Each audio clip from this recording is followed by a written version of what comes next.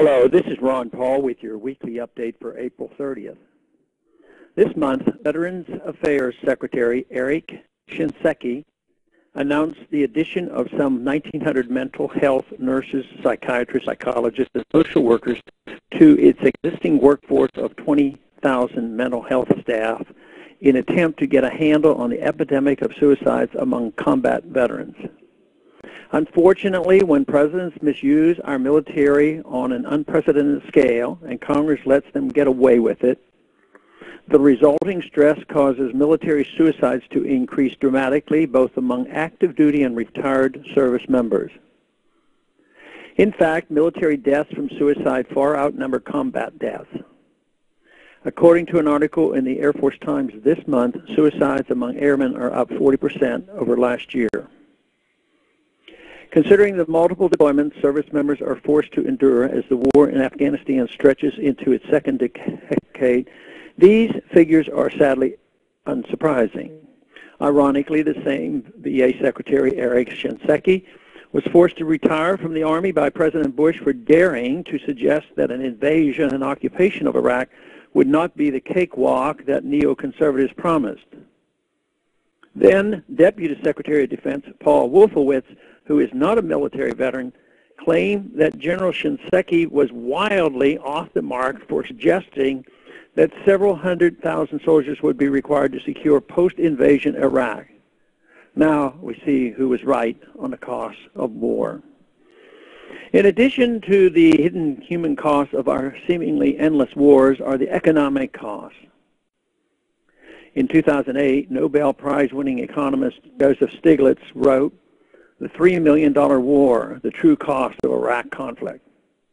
Stiglitz illustrates that taking into account the total cost of the war, including replacing military equipment and caring for thousands of wounded veterans for the rest of their lives, the Iraq war will cost us orders of magnitude greater than the $50 billion promised by the White House before the invasion. Add all the cost of Afghanistan into the mix, wrote Stiglitz, and the bill tops $7 trillion. Is it any wonder why our infrastructure at home crumbles, health care more expensive and harder to come by, and unemployment together with inflation continues their steady rise? Imagine the productive power of that $7 trillion in our private sector. What could have done were it in private hands? What may have been discovered? What diseases might have been cured? What might have been built? How many productive jobs created? With the bills coming due for our decades of reckless military action, the cuts rarely come from the well-connected and military-industrial complex with their lobbyists and powerful political allies.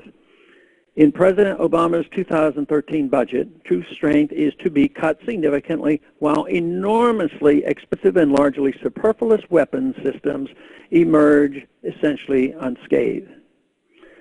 As defense analyst Winslow Wheeler wrote this month, costs of the next generation fighter, the F-35, will increase by another $289 million.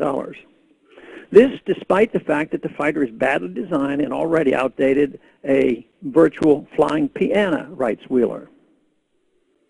The military contractors building monstrosities like the F-35 are politically connected and thus protected. Unfortunately, returning military veterans are less so. In the same 2013 budget, the White House proposes to increase medical and pharmaceutical costs paid by veterans while reducing their cost of living increases. And how many years of increasingly alarming mental illness and suicide statistic has to be taken for the modest increase in resources to be made available? Those who predicted the real cost of our decade of global military conquest were ridiculed, scoffed at, and fired. History has now shown us that much of what they warned us about was correct. America is clearly less secure after a decade of unnecessary wars.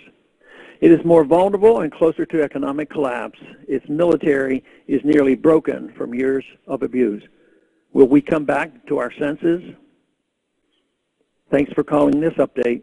The new update is placed on this number, 888-322-1414, every Monday.